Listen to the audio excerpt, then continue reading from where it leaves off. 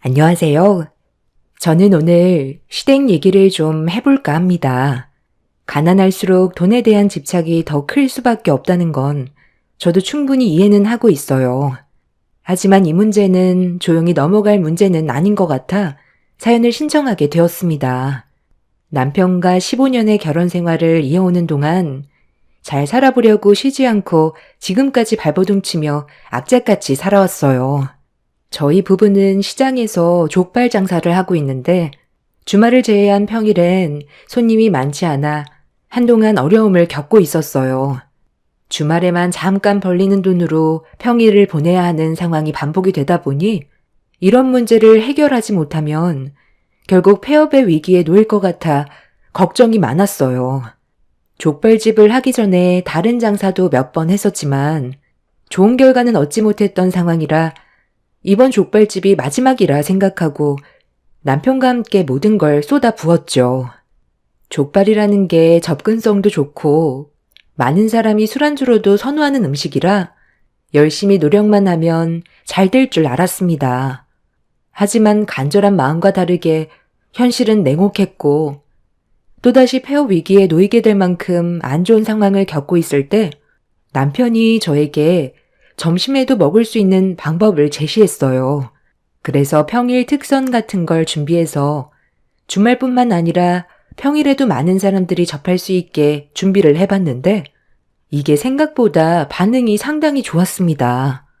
그때부터 시작된 평일 낮에만 판매하는 특선을 준비하게 되었고 점점 입소문이 퍼지게 되자 대기줄까지 생기게 되는 일이 발생되었습니다.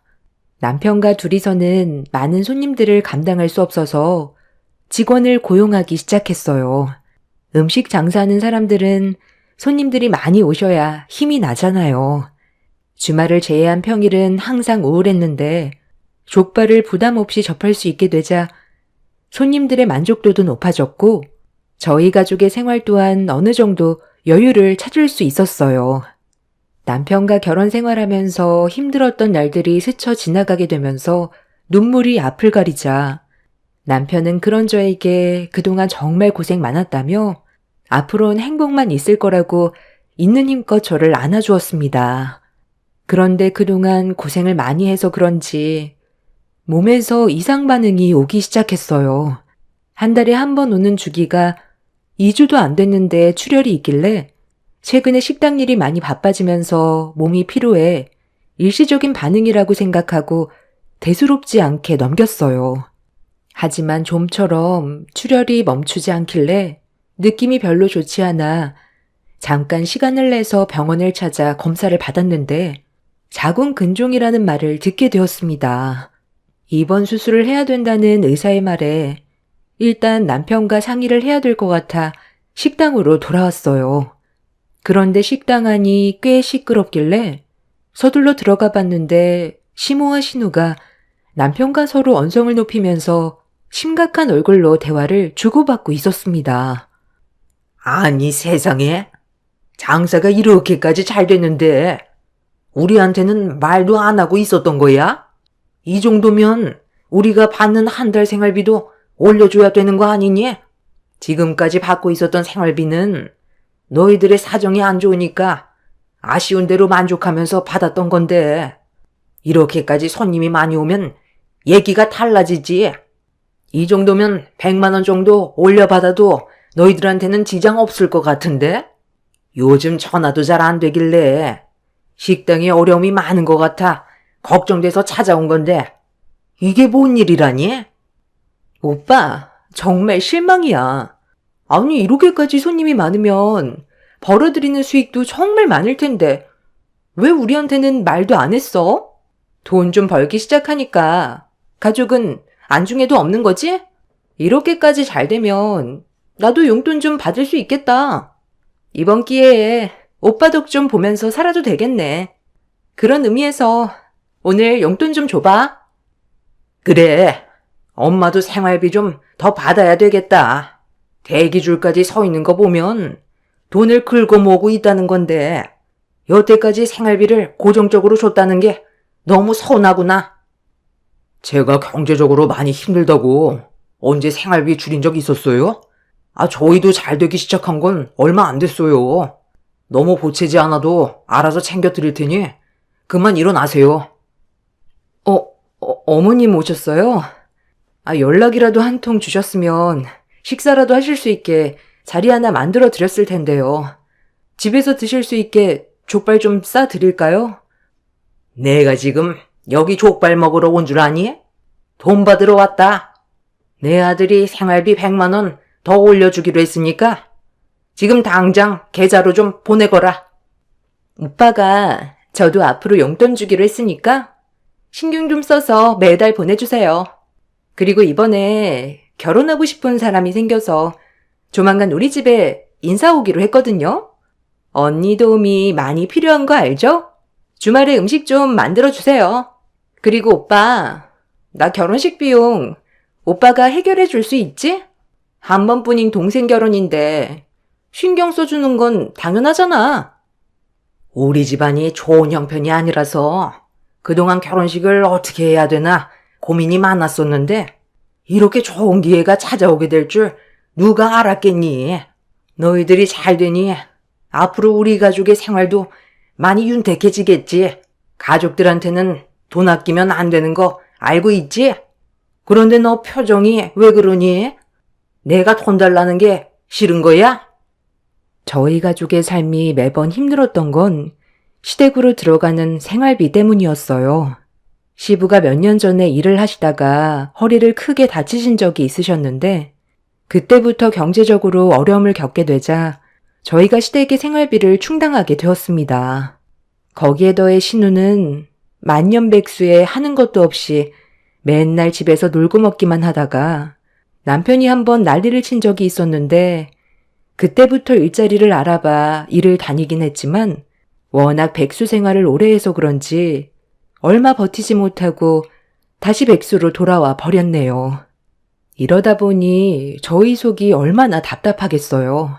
힘든 생활 신우라도 도와주면 숨통이라도 트일 텐데 본인만 생각하는 그런 행동들이 마음에 들지가 않았습니다. 그러다 보니 저희 식당에 와서 한창 바쁠 때 돈을 요구하니 당연히 표정은 안 좋을 수밖에 없었어요. 고생은 저희만 하는데 두 모녀는 조금도 도와줄 생각은 안 하고 돈 타령만 하고 있으니 화가 날 수밖에 없었습니다. 거기에 더해 제 몸까지 별로 좋지 않다 보니 두 모녀에게 불만이 터져 나왔어요. 제 표정이 안 좋은 건 다 이유가 있으니 그러지 않겠어요? 손님이 많다는 건 그만큼 바쁘고 힘들다는 건데 일손이 부족한 거 뻔히 보이면서 도와주지는 않고 돈부터 달라고 얘기하면 누가 기분 좋아하겠어요. 지금까지 저희가 생활비 드리는 게 당연하다고 생각하시는 것 같은데 어머님이 편하게 쓰시는 그 돈이 저희 피와 살을 깎아서 드리는 거라는 거 잊지 마세요. 원하는 걸 얻으려면 서빙 좀 도와주세요. 아가씨도 용돈 받고 싶으면 상 좀 치우고 주방에서 설거지 좀 도와줘. 뭐라고? 지금 나보고 서빙을 도와달라는 거야? 내가 여기 서빙하러 온 줄 아니? 장사 좀 잘 되고 돈이 들어오기 시작하니까 시애미가 우습게 보이는 거지? 엄마, 언니가 방금 나한테 한 말 똑똑히 들었지? 아니, 나보고 주방에서 설거지를 하래. 내가 지금까지 살아오면서 설거지 한 번 한 적이 없었는데 어떻게 저런 험한 일을 시킬 수가 있어? 용돈 그거 얼마나 된다고 설거지까지 하래? 고작 용돈 몇 푼 주면서 온갖 생색은 다 내네. 더러워서 안 받는다. 나도 아가씨한테 용돈 줄 생각 조금도 없었고 어머님 생활비 올려드릴 생각은 아예 하지도 않았어요. 저희가 ATM 기계도 아니고 손 내밀면 돈이 자동으로 생기는 줄 아세요? 지금 이 사람 병원 다녀오는 길이라 많이 예민하니까 그만 들어가세요. 너도 제발 정신 좀 차려. 가진 것도 없으면서 무슨 결혼을 하겠다는 거야? 남편도 두 모녀의 행동에 화가 많이 났는지 따끔하게 한마디 한 뒤 밖으로 내쫓아 버렸어요. 당연시하게 생각하는 두 모녀 때문에 기분이 상했는데 남편도 저처럼 실망을 많이 했는지 나중에 연락드리겠다는 말 한마디 하고 식당 문을 닫아 버렸어요. 대기하고 있던 손님들이 웅성거리자 두 모녀는 남편한테 내쳐줬다는 게 상처로 돌아왔는지 얼굴을 붉히면서 저희 부부를 노려보다가 발길을 돌렸습니다. 한가할 때 온 것도 아니고 식당 일을 도와줄 생각도 없으면서 돈부터 바라는 두 모녀가 너무 실망스러워 차라리 연 끊고 사는 게 좋을 것 같았지만 사람 일이라는 게 마음처럼 되는 것도 아니잖아요. 그래서 그날 일하는 내내 마음이 불편했습니다. 어느 정도 손님이 빠져나가고 나서야 한숨 돌리던 남편은 병원에서 뭐라고 했는지 물어봤어요. 며칠간 병원에 입원을 해서 수술을 해야 될 것 같다고 하니 깜짝 놀란 남편은 제가 죽을 병에 걸린 줄 알고 얼굴이 사색이 되길래 작은 근종을 떼어내는 거라 큰 걱정은 안 해도 된다고 침착하게 설명을 했어요. 그렇게 다음날 남편의 도움을 받아 바로 입원 절차를 밟았는데 2박 3일간 병원에 입원해 있는 동안 전혀 상상하지 못했던 충격적인 일이 터지게 되었습니다. 제가 병원에 입원을 하고 나서 몇 시간 뒤에 병실 문이 열렸는데 고개를 내민 사람은 남편이 아닌 시모와 신우였습니다. 몸이 안 좋아서 예민했던 거구만. 내가 알던 며느리가 아니라서 얼마나 당황스러웠는지 아니? 자궁근종이라면서 근종이 6cm나 됐으면 몸에도 이상 증세가 꽤 있었을 텐데 입원할 때까지 모르고 있었던 거야? 어제 내가 좀 심한 것 같아서 잠깐 얘기 좀 하려고 식당에 들렀다가 네가 입원했다는 말을 듣고 깜짝 놀랐었다. 다행히 수술하면 괜찮아진다고 하길래 우리가 그동안 너한테 신경을 못 써준 것 같아 나도 좀 미안한 마음이 들어서 옆에 있어주기로 했으니까 필요한 거 있으면 말만 해라. 내가 아무리 ton동거렸지만 양심이 있는데 몸이 안 좋은 너를 두고 어떻게 모른 척 할 수가 있겠니? 부담 줄 생각 없고 편하게 생각하거라. 언니가 여기서 무너지면 우리 오빠가 앞으로 더 힘들어질 거 아니야. 그래서 돈 때문에 온 거 절대 아니니까 오해하지 말고 불편한 거 있으면 저한테 얘기해요. 이래서 가족은 항상 곁에 붙어 있어야 한다는 거야. 사람 일 언제 어떻게 될지도 모르는데 영 끊고 살았어 봐라. 나중에 도움받을 상황이 왔을 때 손을 벌릴 수 있겠니? 있을 때 잘하라는 말이 있듯이 우리도 서로 힘들 때 도와주고 베풀면서 지내야 된다는 거야. 돈? 그거 있다가도 없는 게 돈이다. 내가 어제 오죽했으면 그런 말 했겠어? 너희 시아버지가 한 걸음 떼는 것조차 힘들 정도로 몸 상태가 안 좋아졌을 때 내 마음이 얼마나 안 좋았겠니? 거기에 더해 생활비까지 타서 쓰는 내가 너한테 눈치까지 보고 있으니 우울증까지 오는데 이런 내 마음 누가 알아주겠어? 너희들은 먹고 살기 바쁘지. 얘는 자기 일 하느라 엄마인 나는 신경조차 쓰지 않는데 숨이 막히고 왜 이렇게까지 살아야 하는지 모르겠더라. 그래서 기분 전환 좀 해야 될 것 같아. 여행 한번 가려고 너한테 생활비 좀 올려달라고 했던 거야. 그냥 여행 좀 가게 돈 달라고 하면 너희들 사정 뻔히 아는데 지갑이 열리겠니?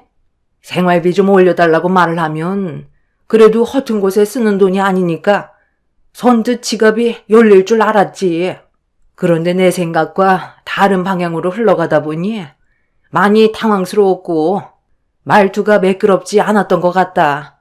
좀 늦었지만 이 점에 대해선 나도 미안하게 생각한다. 그래서 너랑 좋은 관계로 만들어가기 위해 온 것뿐이니까 부담 가지지 말고 필요한 거 있으면 말만 해라. 갑자기 찾아와서 돈이 목적이 아닌 저와의 관계를 회복하기 위해 온 거라는 말을 하는데 별로 신뢰가 가지 않았어요. 제가 15년을 시댁 며느리로 살아왔는데 두 모녀의 성격을 모르는 건 말도 안 되는 거였죠. 이미 머릿속에는 저한테 돈을 어떻게 뜯어낼지 그 생각밖에 없어 보였습니다. 머리 굴리는 소리가 제 귀에 들릴 정도로 두 모녀의 행동은 가시 끝판왕이었고 저는 두 모녀의 목적이 무엇인지 확실하게 알기 전까지는 지켜만 보기로 했어요. 딱히 간호받을 정도로 심각한 것도 아니라서 혼자 있고 싶다고 하자 두 모녀는 제 말이 끝나기가 무섭게 기다렸다는 듯이 다음날 다시 오겠다며 자리에서 일어나 병실 밖으로 나가버렸습니다.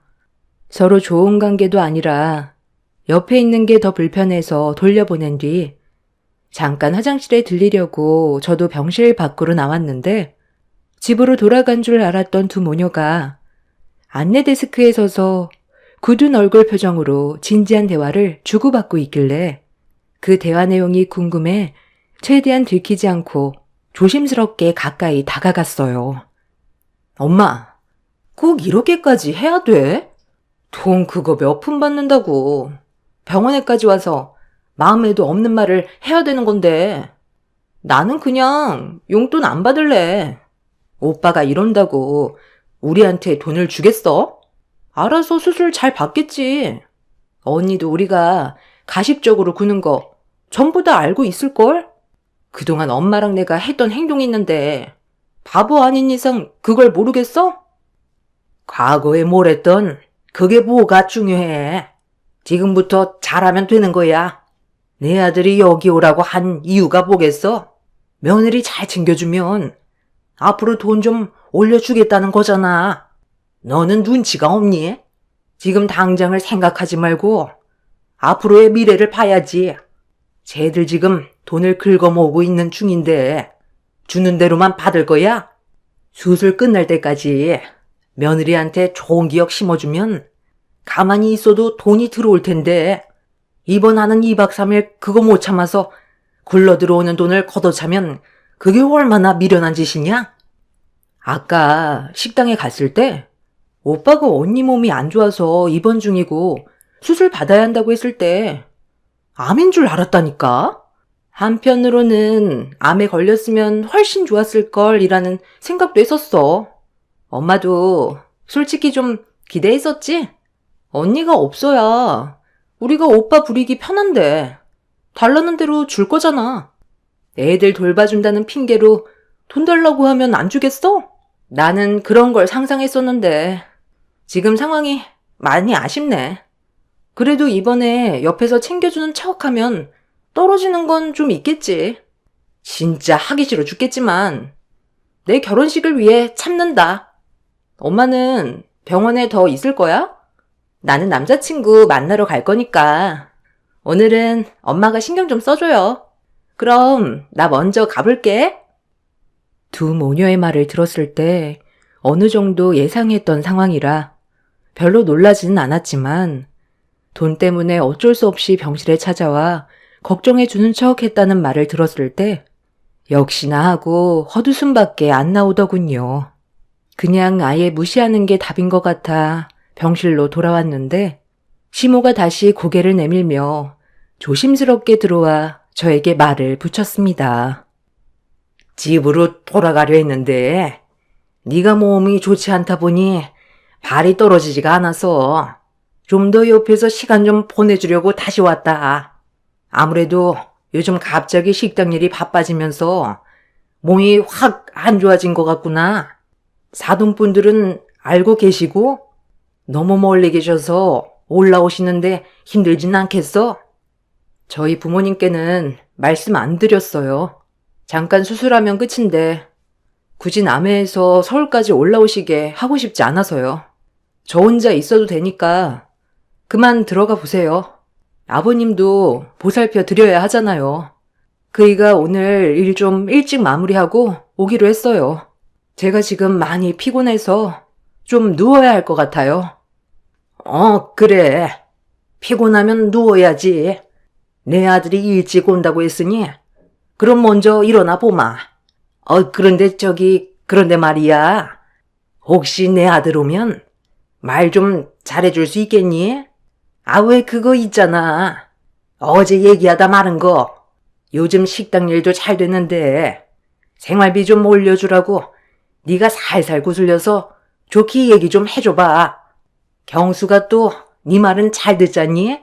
네가 내 아들한테 얘기 좀 잘하면 100만 원 정도는 쉽게 올릴 수 있을 것 같은데. 그건 좀 힘들어요. 어제 말씀드렸지만 저희도 식당 일이 잘 된 지 얼마 되지 않아서 아직까지 돈에 여유가 있는 건 아니라서요. 그래. 나도 잘 알지. 그런데 내일이 네가 시애미한테 생활비 주는 날인 거 알지? 이왕 맞춰주는 거 좋게 해주면 서로 좋으니까 내가 솔직하게 얘기하는 거다. 지금 드리는 돈도 저희가 무리해서 맞춰드리는 거라 더는 힘들어요. 더 이상 자꾸 바라시면 지금 용돈도 그냥 끊어버릴 거예요. 그러니 더는 요구 마세요. 시모는 제가 말은 그렇게 해도 남편한테 말을 잘해줄 거라고 믿고 있겠다면서 억지 웃음을 보이며 몸조리 잘하고 있으라며 가식적인 얼굴로 저를 걱정해준 뒤 집으로 돌아갔습니다. 그 사람한테 아무 말도 하고 싶지 않았어요. 일을 마치고 병실로 들어온 남편은 별일 없었냐고 물어보길래 아무 일도 없었다고 일단 얘기했어요. 두 모녀가 했던 말들을 남편한테 얘기해서 상황을 악화시키고 싶지 않았습니다. 제 선에서 해결하기 전에 시모의 생활비 문제로 남편의 의견을 물어봤어요. 남편은 지금 주는 생활비도 충분하다면서 금전적으로 여유가 생겨도 그 이상을 맞춰주지 않을 거라며 확실하게 의사 표현을 했어요. 오히려 생활비를 더 줄이려고 생각 중이라는 말까지 나올 정도로 남편은 시모에게 실망을 많이 한 눈치였어요. 남편은 그래도 일을 더 크게 만들지 않고 참고 있는 건 제가 입원을 했고 시모의 도움이 필요할지도 몰라 고정적으로 나가는 생활비에 대해선 건들지 않는 것뿐이라고 시모에 대한 불만을 표출했습니다. 그리고 신우의 용돈은 아예 줄 생각도 없어 보였어요. 사지 멀쩡한데 용돈을 지어주면 버릇 나빠진다면서 본인이 벌어 생활하게 놔둬야 한다고 일절 어떠한 도움도 주지 않을 거라고 확실하게 못을 박았습니다. 결혼식 문제 또한 도와줄 생각이 전혀 없었어요. 곰곰이 생각하던 남편은 그날은 특별히 기존의 시모에게 주던 생활비에서 추가적으로 50만 원을 더 얹어주라고 했어요. 시부가 병원에 가야 하고 한의원에서 약도 지어야 해서 약값은 따로 챙겨줬습니다. 남편은 시모에게는 항상 불만이 많았지만 시부는 항상 걱정을 했어요. 저희 부부가 어려웠을 때 정말 많이 도와주셨거든요. 그래서 남편 또한 몸이 안 좋아지신 시부를 위해 금전적으로 도와주기 위해 그동안 없는 형편에서도 노력을 많이 했던 거였어요. 그래서 남편의 말대로 생활비에 50만 원을 더 얹어서 250만 원을 다음날 시모 계좌로 넣어줬어요. 시모가 그날도 병원에 오기로 했었기 때문에 50만 원에 대해서 설명해 드릴 생각이었죠. 그렇게 저는 작은 근종 절제술 수술을 하기 위해 수술복으로 갈아입은 뒤 수술을 하기 위해 기다리고 있었는데 갑자기 시모가 병실 문을 박차며 무서운 얼굴로 저에게 걸어왔어요.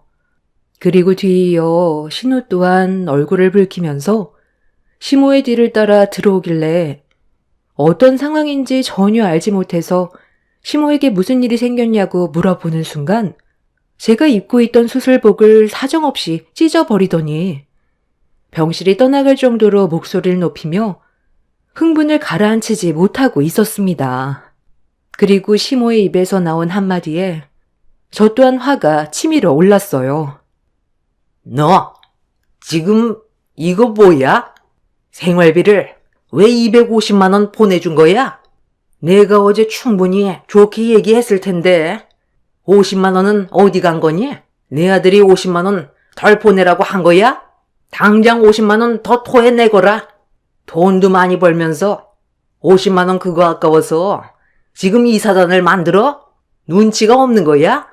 아니면 일부러 그러는 거야? 당신 지금 미쳤어? 수술 앞둔 나한테 이게 뭐 하는 짓이야? 기존에 받았던 생활비에 추가로 50만 원 더 보낸 거, 그 50만 원 아버님이 이번에 병원에 가신다고 해서 한의원에서 약도 타야 하니까 그이가 50만 원 더 챙겨드리라고 한 거지. 생활비는 그대로 전과 동일하게 유지하기로 결정된 거라고. 그래서 지금 300만 원으로 맞춰주지 않겠다는 거네. 나는 그 조건을 받아들일 수 없으니까 당장 100만 원 입금시켜라. 안 그럼 너 오늘 수술 못할 줄 알아? 지금 내 수술비 낼 돈도 간당간당한데 100만 원을 더 붙이라고? 당신들 정말 미쳐도 단단히 미쳤네. 당장 용돈 250 토했네. 가족이고 뭐고 앞으로는 땡전 한 푼 없을 줄 알아. 네가 아프든 말든 그게 나랑 무슨 상관이야? 내 돈이나 당장 내놔. 장사 잘 되고 돈 좀 벌기 시작하니까 시미 말이 아주 우습지? 내 돈 내놓으라고. 지금 수술 앞둔 사람한테 뭐 하는 짓이야? 이 사람이 충분히 좋게 설명했는데 돈을 더 달라고? 생활비 매달 200만 원 맞춰주는 게 쉬운 줄 알아? 당신들 때문에 내가 이 사람 눈치 보면서 살아야 되겠냐고. 저거에는 그만큼도 못 주고 있는데 지금 받는 거에도 만족을 못하고 더 달라고 하면 내 입장이 뭐가 되겠어? 언제 어떻게 불황이 닥칠지 모르는데 한 푼이라도 더 모아야 될 시점에 니들 때문에 돈이 모이지가 않는다고. 200만 원도 하도 모자란다고 난리를 쳐서 겨우 올려줬으면 고맙게 생각하고 알뜰하게 쓸 것이지. 양심도 없이 병원에서 이 난리를 피워? 지금 제정신들이야? 오빠가 이 세상에 혼자 태어났어? 엄마가 힘들게 배 아파 낳아줬으면 평생 잘해도 모자란데 어디서 엄마한테 큰 소리야. 언니가 우리 엄마한테 돈 안 주겠다고 한 거 못 들었어? 쓸데없는 말 하지 말고 당장 내 눈앞에서 꺼져. 너희들 죽든지 말든지 더 이상 상관하지 않을 거니까 내 생에서 꺼지라고. 이 사람 수술 받아야 하는데 마음 불편하게 만들어야 되겠어? 다시는 내 앞에 나타나지 마. 지금 받고 있는 생활비 모조리 끊어버릴 거니까 한번 너희들끼리 돈 벌어 살아봐. 남편은 병실 밖에서 두 모녀의 말을 전부 다 듣고 있었는지 화가 머리끝까지 올라와 문을 박차며 들어왔어요.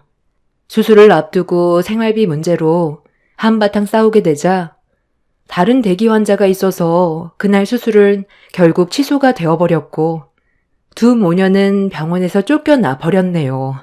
한도 끝도 없는 시모의 욕심에 화가 난 남편은 결국 그날 이후 시모에게 생활비를 일절 지원해주지 않았어요. 저는 다음날 바로 수술을 진행했고 한동안 휴식을 취하면서 몸이 회복이 될 때까지 쉬고 있었는데 식당에까지 찾아와 난리를 치는 시모 때문에 잘 되던 장사도 되지 않았습니다. 남편은 결국 영업방해죄로 경찰서에 바로 신고를 넣었고 그 뒤로 식당에 아예 출입을 못하도록 접근금지 신청도 해버렸어요. 그 뒤로 연락할 수 있는 모든 수단 전체를 바꿔버렸어요. 그리고 지금 현재 새로운 지역에서 족발 2호점을 내서 관리 중에 있습니다. 1호점 못지않게 2호점도 꾸준하게 성장을 하고 있어서 시간이 지나면 자연스럽게 자리가 잡힐 거라 생각합니다. 남편도 더 이상 호구 생활 지쳤다며 식구들에게 그만 시달리고 싶다고 확실하게 선을 그었네요. 그동안 할 만큼 했다고 생각합니다. 발등에 불이 떨어져 봐야 그 사람들도 움직일 테니 지금의 선택이 잘한 결정인 것 같아요. 이런 생활에 너무 익숙해져서 당연시하게 생각하는 두 모녀와 두 번 다시는 엮이지 않았으면 좋겠어요. 시부께만 간간히 연락드리고 따로 챙겨드릴 생각입니다. 저희 가족이 옆에 있었을 때가 정말 좋았다는 걸 절실히 깨달아봐야 정신 차리지 싶어요. 가을도 한창 저물어 가네요. 모든 분들 건강 유의하시길 바랍니다.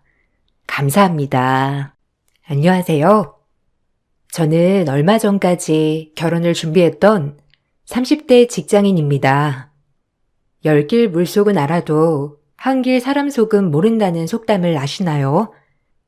사람들의 마음을 모두 알 순 없지만 그래도 친밀한 사람의 마음은 진심이라고 생각을 했는데 사람의 진심이 무엇일까 많이 고민을 하고 있답니다.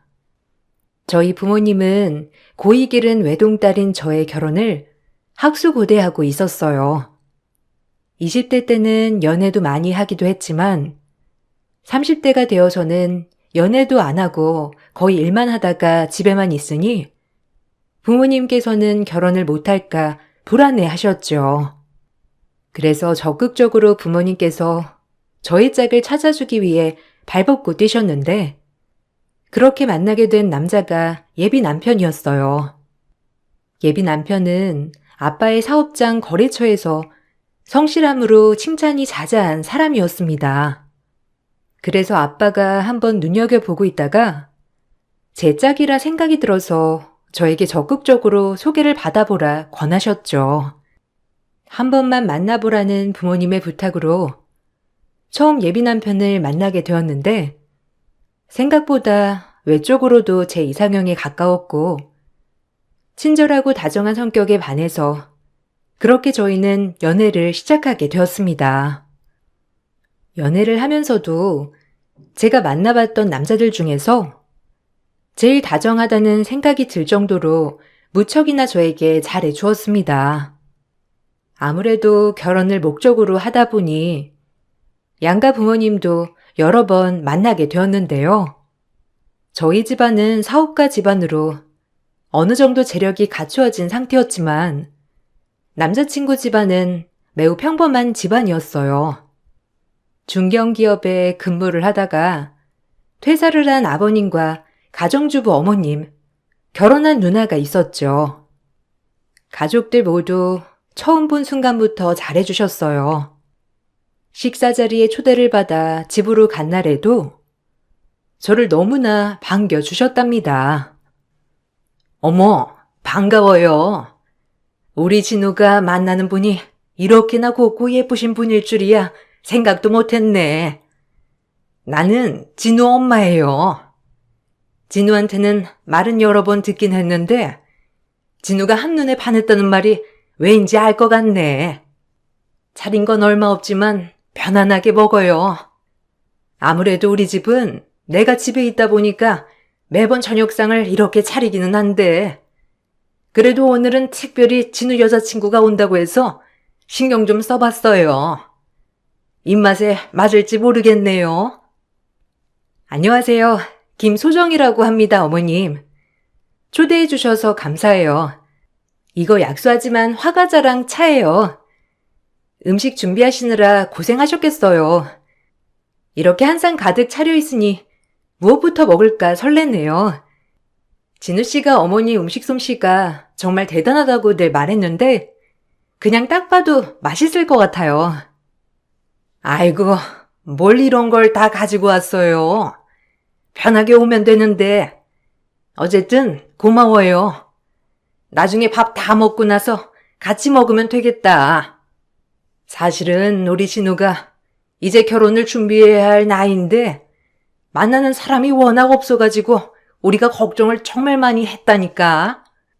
다른 애들은 술도 마시고 놀러도 많이 나간다는데 우리 진우는 일이랑 집밖에 몰라가지고 어쨌든 결혼은 포기했나 보다 싶었는데 이렇게 훌륭한 여자친구가 생기다니.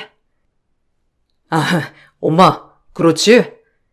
지금까지 내가 기다린 보람이 있다니까. 세상에 내가 이런 사람을 만날 줄이야 누가 상상이나 했겠소. 사장님, 아니 아버님이 나를 너무 좋게 봐주셔서 만날 수 있었던 거지. 이래서 내가 아버님을 은인으로 생각하고 있는 거야. 좋게 봐주셔서 감사합니다.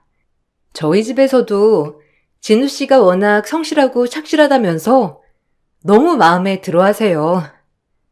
저희 아빠가 진우 씨를 먼저 보고 사윗감으로 딱이라면서 점 찍어 두셨다고 하셨거든요. 그래서 저도 소개를 받을 수 있었던 거고요. 진우 씨가 워낙 성실하고 좋은 사람이라서 저희 아빠도 좋아하시지만 저도 진우 씨 정말 좋아합니다. 그렇지? 우리 진우가 다른 건 몰라도 성실한 거에 있어서는 자기 아빠 닮아서 잘한다니까. 들었겠지만 우리 남편도 30년 동안 한 직장에서 쭉 근무를 하고서 은퇴를 했거든. 이런 거 보면 다들 닮긴 하는가 봐. 그러고 보니 아버님이 사업을 하신다고? 진우 회사 거래처 사장님이라고 하시던데 자세하게 나도 들어보진 않아서. 어떤 사업 하시는 거야? 아, 고철 사업이에요. 진우 씨 회사가 아버지 거래처라서 아버지가 오며 가며 보다가 진우 씨 알게 되셨거든요. 아버지가 젊었을 때부터 운영을 했던 사업이라서 저희 아버지도 30년 넘게 운영하셨네요. 어머, 그러니? 아버님도 오래 운영을 해오셨겠구나. 아이고, 그러면 후임자도 찾느라 바쁘시겠네. 30년 넘게 운영을 해오셨으면 연세도 있으실 테고, 진우한테 물어보니 외동딸인데 늦둥이라고 해가지고 어떤 일 하시는가 싶었어. 어쨌든 아버님 대단하시구나. 우리 진우도 그쪽 분야로 일하고 있어가지고 나중에 회사 차려서 운영하는 게 꿈이거든. 엄마, 아버님 회사 정말 탄탄하고 좋아. 우리 거래처이긴 하지만 사장님도 항상 아버님 회사 칭찬을 많이 하시거든. 난 나중에 아버님처럼 그렇게 회사를 잘 운영하는 게 꿈이야. 우리 소정이랑 결혼하게 되면 아무래도 아버님께 이것저것 많이 더 잘 배울 수 있지 않을까 싶어. 첫 시댁 식구들을 만나는 자리에서도 저는 화기애애하게 시간을 보낼 수 있었어요. 낯을 많이 가리는 저에게도 스스럼 없이 많은 대화를 해주시는 시댁 식구들의 모습을 보면서 친근감과 편안함을 느낄 수 있었어요. 남자친구는 우리 집에 대해서 대부분 잘 알고 있었지만 저는 모르는 것이 많아서 이것저것 남자친구에게 물어보기도 했어요. 그럴 때마다 남자친구는 자신의 집은 별로 신경 쓰지 않아도 된다면서 말을 돌릴 때가 많았죠. 진우 씨는 그래도 우리 아빠랑 어느 정도 알고 지냈었으니까 아무래도 우리 집에 대해서는 잘 알고 있지 않아? 근데 나는 진우 씨 집안에 대해서 잘 아는 게 없는 것 같아. 그래서 진우 씨 집에 갔을 때도 걱정이 많았거든. 혹시나 내가 실수하면 어쩌지 하고 말이야. 근데 식사를 하다 보니까 어머님, 아버님, 누님도 다 너무 따뜻하게 대해주시고 그래서 행복하고 좋았어. 아, 그래? 우리 집 사람들 다 좋아. 편안하게 잘 대해주고. 그것보다 나는 소정 씨 아버님이랑 좀 더 친해지고 싶어. 사실 아버님이 소정 씨를 소개해 주시긴 했지만 솔직히 나한테는 거래처 사장님이셔서 좀 어렵기도 하거든. 좀 더 친해지면 나중엔 편해지지 않을까 생각도 들고. 우리 집은 앞으로도 차차 친해지면 되니까 나는 소정 씨 아버님이랑 자주 뵙고 싶은데 어떻게 생각해? 우리의 아빠랑? 뭐 가까워지면 나쁠 건 없겠지만 그래도 괜찮겠어? 천천히 친해지는 게 진우 씨한테도 좋지 않겠어? 시간도 많으니까. 난 진우 씨 집안이 너무 화기애애해서 좋더라고. 우리 집은 엄마도 아빠도 두 분 다 일을 하시다 보니까 같이 모여서 밥을 먹었던 적이 많지 않거든. 그래서 진우 씨 집 분위기가 더 따뜻하고 정겹게 느껴졌던 것 같아. 맞아. 아무래도 소정 씨 집은 부모님이 다 일을 하시니까 시간을 맞추기 어렵지 않을까? 그래서 같이 모여서 식사하기에는 좀 힘들었겠지. 어쨌든 다음에는 소정 씨 부모님 모시고 맛있는 곳에 가서 같이 밥 먹자. 내가 시간 맞춰서 좋은 곳 예약을 해볼 테니까. 남자친구는 우리 집을 많이 신경 썼어요.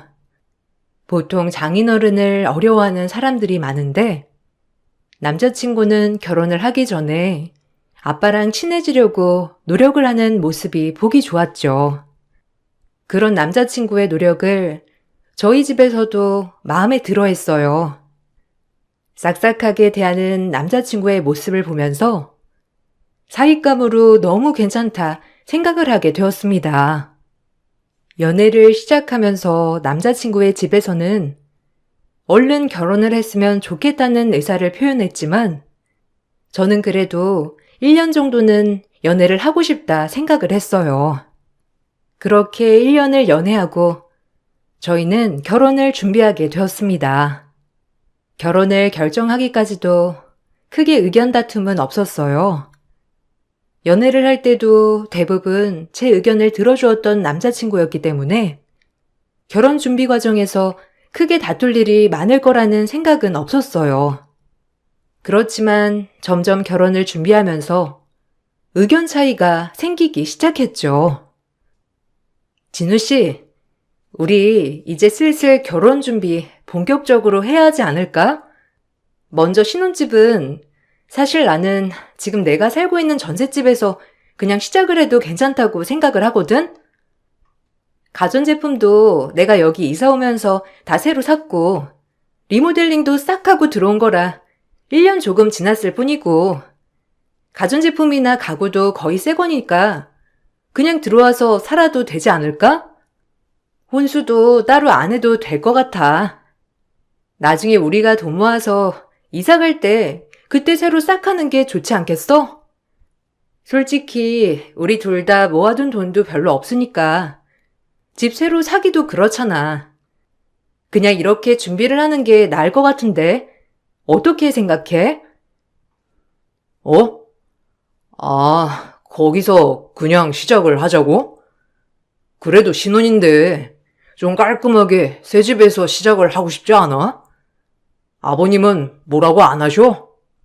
결혼 준비한다고 하니까 신혼집이나 혼수나 이런 거 별말 안 하시는 거야?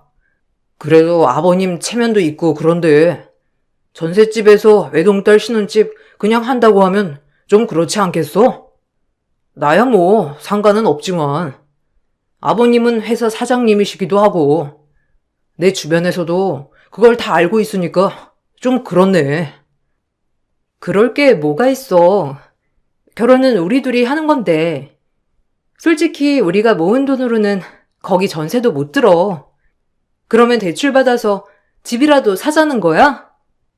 나는 근데 그건 좀 비효율적이라고 생각해. 이미 내가 살고 있는 전셋집도 있고 가구도 거의 새 거고 괜히 살 필요는 없잖아. 그래도 엄마가 전세금은 다시 돌려주지 않아도 된다고 하니까 나중에 돈 모으고 전세금까지 보태면 좋은 곳으로 이사 갈 수 있지 않을까? 우리가 언제 돈이 모일 줄 알고. 솔직히 지금 집값도 한두 푼이 아닌데 부모님 도움을 좀 받는 것도 난 나쁘지 않다고 생각해. 솔직히 내가 그러고 싶다는 게 아니라 소정 씨 부모님 체면도 있잖아. 아무리 간단하게 한다고 해도 다른 사람들 시선도 있고 그런 것도 생각해야지. 소정 씨도 결혼했는데 새 집에서 새롭게 출발하고 싶은 마음도 있을 거 아니야. 그러니까 한번 말해보라는 거지. 양가 부모님 도움을 받자고? 근데 나는 그건 별로인 것 같아. 우리 둘이 그래도 지금 거뜬히 살 수 있는 돈도 벌고 있고 이미 집도 마련이 되어 있는데 이중으로 돈 쓸 일이 뭐가 있냐는 거지. 이건 낭비인 것 같아. 진우 씨도 우리 집 와보고는 좋다고 하지 않았어? 내가 들어올 때 리모델링도 싹 하고 들어왔으니까 거의 새 집이나 다름없잖아. 그냥 진우 씨가 몸만 들어오면 되지 않을까? 신혼집을 마련하는 것에서부터 저희는 삐거덕 거렸습니다. 남자친구는 그래도 결혼하는 건데 새로 신혼집을 마련하는 것이 좋지 않겠냐는 생각이었고 저는 괜히 돈을 쓸 바에 지금 살고 있는 전셋집에서 신혼을 보내는 게 좋을 것 같다 생각을 했죠. 부모님의 도움을 받는다면 충분히 새 집을 마련할 수도 있겠지만 저는 부모님의 도움 없이도 시작을 하고 싶었어요. 이미 전셋집도 부모님 도움을 받아 얻은 것이었고 거기다가 나중에 전세금도 다시 주지 않아도 된다고 하니 이 정도면 충분하다 생각이 들었죠. 그런데 남자친구는 그런 생각이 아니었던 것 같더라고요. 남자친구 어머님께서는 결혼 문제로 상의를 드릴 게 있다면서 엄마도 아닌 저희 아빠와 함께 식사 자리를 마련했습니다. 아유, 사돈어른, 외동딸 시집 보내려고 하니까 신경 쓰실 게 많으시겠어요. 안 그래도 다른 시집 보낼 때 이것저것 준비해야 할 게 많다고 하던데. 일도 바쁘실 텐데 고민이 많으시겠네요. 그래도 결혼 준비는 전반적으로 저희가 잘 알아서 할 테니까 너무 걱정하지 마세요. 그래도 진우한테 들어보니 신혼집 때문에 고민이라고 하더라고요. 진우랑 소정이는 지금 소정이가 살고 있는 전셋집에 그냥 들어가 산다고 하지만 저는 사실 너무 걱정이네요. 다른 사람들 눈도 있고 그래도 신혼인데 제대로 갖춰서 살아야 하는 게 맞지 않겠어요? 사돈이 좀 신경을 써주시는 건 어떠세요? 아, 사돈. 안 그래도 저희도 신혼집 때문에 소정이랑 많이 대화를 했습니다. 저희도 처음에는 새 집에서 새롭게 시작을 하는 게 좋지 않겠냐고 말을 했는데 소정이는 나름 스스로 해보고 싶다는 생각이 있는 것 같더라고요. 지금 살고 있는 전셋집도 들어갈 때 리모델링이며 가구 가전이며 싹 다 하고 들어간 집이라서 그대로 신혼 살림을 차려도 괜찮을 것 같다고 해서 저는 소정이 생각도 맞는 것 같습니다. 스스로 꾸리고 싶다고 하니 너무 기특하지 않으세요? 소정이나 진우나 다들 성실하게 열심히 일하고 있습니다. 신혼집을 굳이 새 집으로 마련하지 않더라도 나중에 전세가 끝나고 나면 좋은 집으로 이사를 가겠죠. 그때 되면 저도 도움을 줄 수 있겠지만 지금은 그냥 전셋집으로 들어가 사는 게. 아유, 그럼요. 사돈 말도 맞죠. 그렇지만 저는 걱정이 돼서 그래요. 솔직히 사업하시는 분이니까 아시겠지만 주변 시선도 많이 신경을 쓰셔야 하잖아요. 이런 것도 다 이미지가 되는 거니까. 그런데 하나밖에 없는 외동딸, 집도 없이 살고 있는 전셋집에 들어가 산다고 하면 다들 하나둘씩 쓸데없는 말 할 테고 그게 다 애들 귀에 들어갈 텐데 애들한테는 스트레스가 되지 않겠어요? 아, 그렇군요. 그렇게까지는 생각을 안 해봤었는데 어쨌든 신혼집은 저희가 좀 더 생각을 해보겠습니다. 저는 처음에 아이들이 기특한 생각을 해서 그 뜻을 따라주는 것도 좋을 것 같다 생각을 했었던 건데 생각을 해보니 그럴 수도 있겠네요. 어쨌든 이건 애들이 도움이 필요할 때 도와주는 게 좋다 생각을 하니 애들 생각도 좀 들어보죠.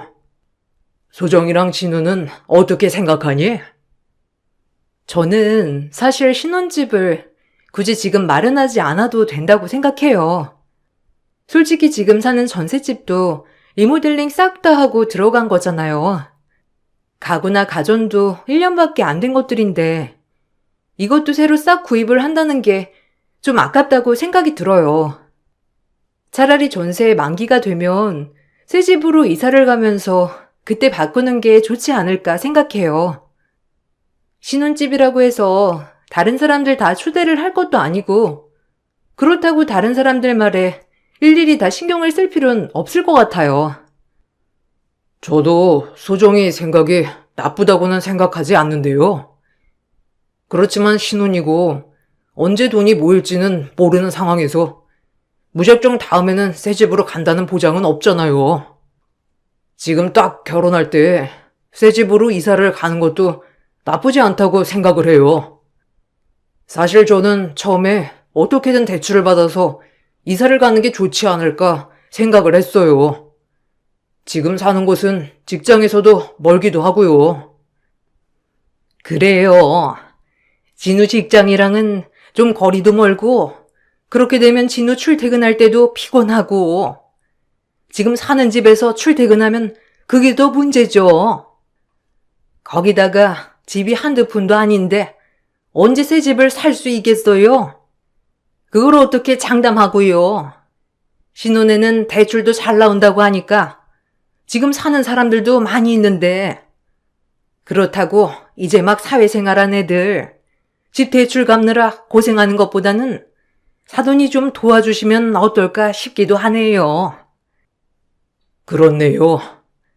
진우 출퇴근도 생각을 해야 되겠네요. 우선 신혼집은 좀 더 생각을 해보겠습니다. 어쨌든 진우나 소정이 출퇴근도 생각을 해야 하고 진우가 아직 차가 없으니 일단은 결혼하면서 차가 한 대 있긴 해야 되겠네요. 그건 나중에 저랑 한번 보러 다니겠습니다. 이건 내가 결혼 선물로 주는 것이니 너무 부담스러워 하지 말게나. 일단 신혼집은 나중에 차차 생각을 해보자꾸나.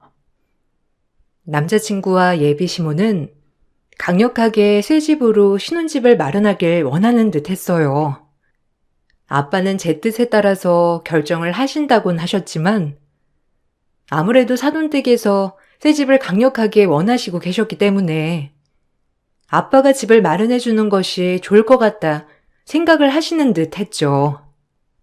거기다가 남자친구의 출퇴근을 위해 차까지 마련해 주시겠다고 하셨어요. 도움 없이 결혼을 하고 싶었지만 점점 아빠가 도와주는 것들이 많아지면서 저는 찝찝한 마음이 생겼습니다. 거기다가 예비 시모는 저를 따로 불러서 결혼 준비에 대해서 말을 하신 적이 있었어요. 소정아, 사실 내가 좀 기다리는 게 좋지 않을까 생각을 했었는데 아무래도 결혼 준비를 하면서 정신이 없으니 꼼꼼히 챙기지 못하는 것 같아서 내가 너한테 이렇게 도움을 주려고 불렀다. 괜찮지? 결혼 준비는 잘 돼가니? 주변에 결혼한 사람들도 있을 테니 이것저것 물어보면서 천천히 준비해 나가다 보면 잘 준비할 수 있을 거야. 그래도 결혼하려고 하면 아무리 꼼꼼하게 준비를 한다고 해도 꼭 빠뜨리는 것이 있더구나. 그래서 내가 준비를 해야 할 것들 쫙 작성해서 줄 테니까 너는 다른 건 필요 없고 이 정도만 준비를 하면 된다. 네? 이게 뭐예요, 어머님?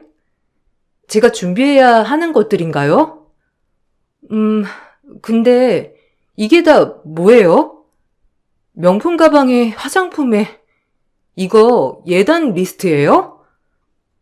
이걸 제가 준비해야 하는 거예요? 근데 어머님, 저희 상견례 때 주고받는 거 하나도 없기로 하신 거 아니셨어요? 근데 이렇게 서류로 작성해서 주시니 제가 조금 당황스럽네요. 이걸 제가 다 준비해야 한다는 거예요? 아, 여기서 하나 빠진 게 친척들한테 돌릴 이불도 준비해야 하는데 내가 그건 준비할 테니 이불값만 보내달라고 하렴. 아무리 상견례 때 주고받는 거 없다고 하더라도 기본적인 건 해야지. 이건 다 결혼할 때 준비를 하는 거니까 너도 체크해서 준비하거라. 결혼이라는 게 사실 너희들만 준비를 하는 게 아니고 집안 대 집안으로 결혼을 하는 건데 우리뿐만 아니라 친척들 눈도 중요하지 않겠니? 그리고 이런 거 싹 준비를 해야 너희 엄마도 친척들한테 할 말이 생기는 거고 우선 엄마한테 전해드리렴. 이거 드리면 알아서 준비해 주실 거야. 아, 저는 예단 예물 이런 거는 안 하는 줄 알았어요. 그래서 결혼식 준비만 하면 된다고 생각을 했는데 이렇게 리스트로 만들어 주시니까 굉장히 당황스럽네요. 그런데 너무 고가이지 않으세요? 죄송하지만 원래 이렇게 예단을 고가로 다 준비를 해서 가야 하는 건가요? 아니 얘가 뭘 진짜 모르네. 원래 예단은 이렇게 준비를 하는 거야. 몰랐니?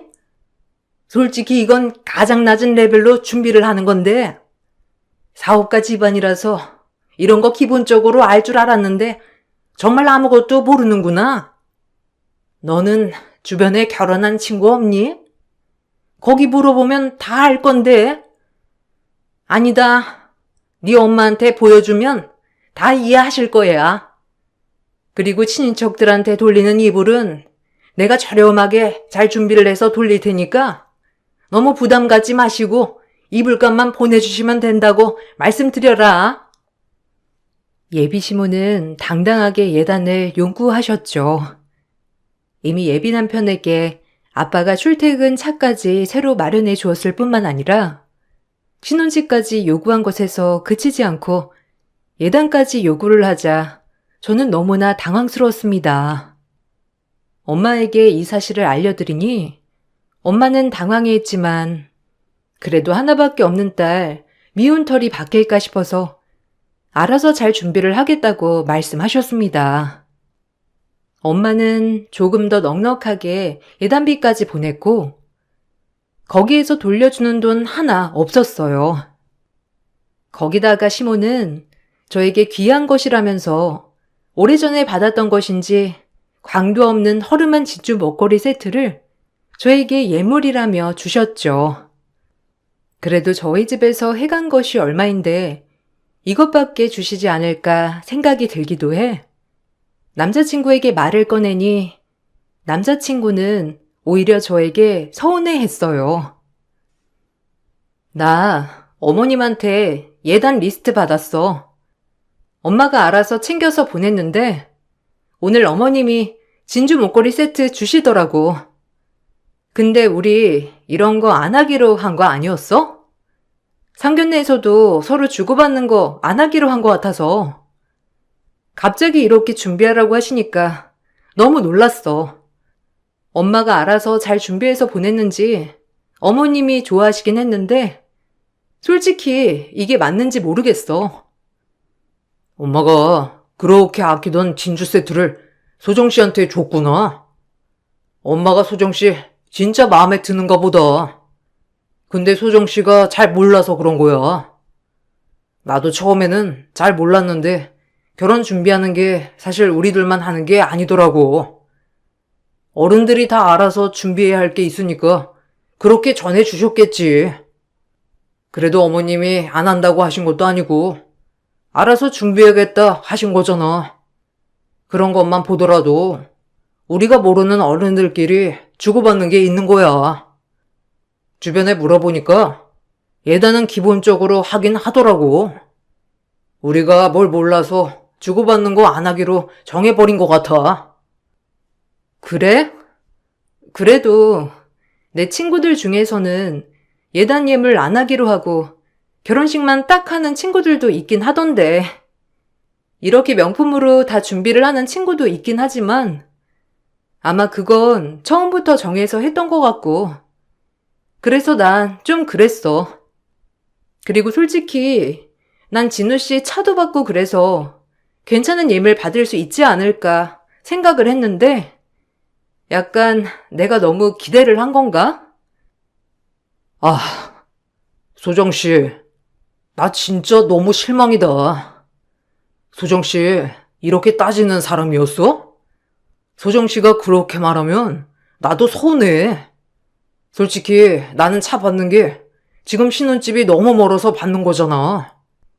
아버님이 결혼 선물로 주신다고 한 거고 다른 친구들은 결혼한다고 하면 시계며 명품 옷이며 이것저것 받는다면서 다 말하는데 난 그런 것도 못 받고 시작하는 거잖아. 근데 소정 씨는 엄마가 제일 아끼는 진주 세트 받아놓고서는 그렇게 말하니 서운하네. 주변에서도 내가 잘 나가는 사업가 딸이랑 결혼한다면서 다들 뭐 받냐고 궁금해하는데 거기다 대고 내가 아무것도 안 받는다고 하는 것도 좀 그렇고 내 입장이 얼마나 난처한지 소정 씨가 알기나 해? 근데 엄마가 예단 준비하고 거기다가 귀중한 진주 세트 준 거 가지고 이렇게 당황스럽다 놀랍다 하니 내가 더 서운하네. 돈으로 가치를 따지기보다는 얼마나 귀중한 건지 생각을 해주면 안 되는 거야? 아, 그러네. 어머님이 주실 때도 오랫동안 간직한 거라면서 엄청 귀중한 거라고 말씀하시긴 했어. 주변에서 그렇게까지 말하는지는 몰랐네. 안 그래도 아빠가 진우 씨 시계 하나 사주고 싶다면서 말했었는데 아마 연락 갈 거야. 그러고 보니 진우 씨 시계나 이런 거 하나도 안 받긴 했네. 진우 씨 시간 될 때 같이 보러 가자고 하셨어. 생각해보니 진우 씨 주변에서는 우리 아빠가 누구신지도 아는데 진우 씨한테 물어보는 것도 많긴 하겠다. 그래. 나도 솔직히 이런 거 하나도 안 받고 싶은데 주변에서 하도 물어보니까 나도 하나는 받아야 뭔가 말할 수 있지 않을까 싶다니까. 그래도 난 소정 씨한테 이런 거 받아야 하지 않겠냐 말 한번 해본 적 없는데 소정 씨는 벌써부터 돈으로 같이 따지고 있으니 내가 정말 할 말이 없다. 그래도 아버님이 그렇게 생각해 주신다고 하니 내가 아버님이랑 시간 정해볼게. 남자친구는 주변 사람들이 자꾸만 결혼에 대해서 물어보는 통에 너무나 난감하다며 힘들다고 토로를 했습니다.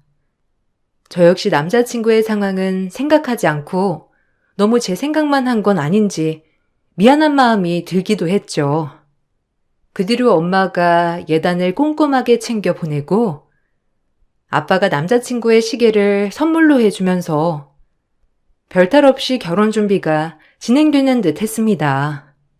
그렇게 결혼 준비가 한창이던 어느 날 남자친구가 갑자기 연락을 끊고 일주일간 잠수를 타버렸죠.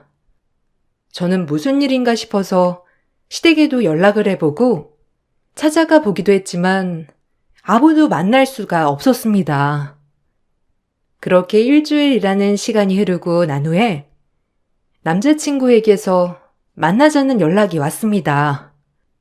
그 자리에 가보니 예비 시모도 함께 와 있었어요. 어머님, 진우 씨. 아니, 이게 무슨 일이야. 어떻게 일주일 동안 연락 한 통도 없이 지낼 수가 있어? 무슨 일 있었어? 어머님, 집에 무슨 일 있으셨어요? 전화도 안 받고 찾아가도 아무도 안 계셔서 무슨 일 있으신 줄 알았어요. 아무리 급한 일이라고 하더라도 나한테 연락은 해줄 수 있는 거 아니야? 난 무슨 일 생긴 줄 알고 정말 깜짝 놀랐어. 무슨 일? 참나. 야, 너 진짜 뻔뻔하다. 무슨 일은 소정 씨 집에 있겠지.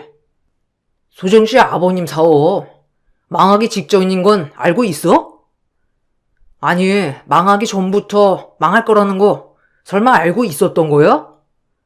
소정 씨 그거 알면서도 나랑 결혼하려고 서둘렀던 거야?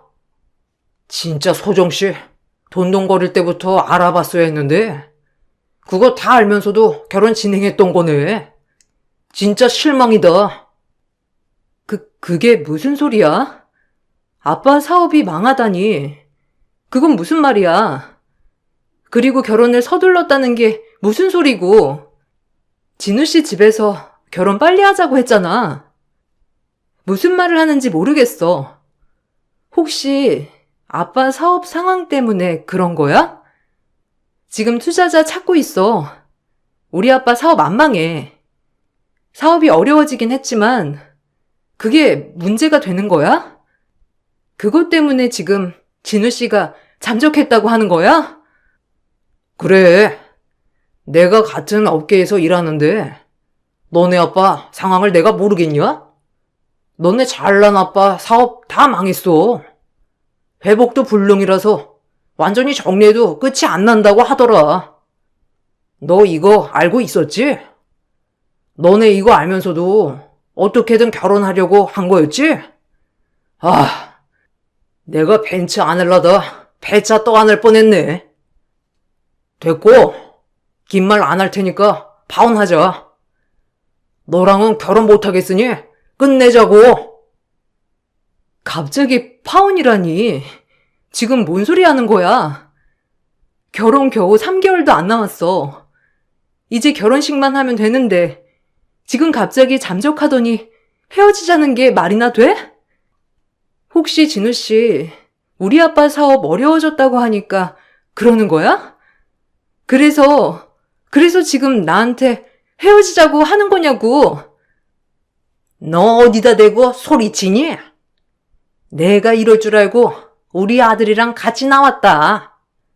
너 지금 너네 집 망하려고 하니까 우리 아들 발목이라도 잡아야 되겠다 싶었니?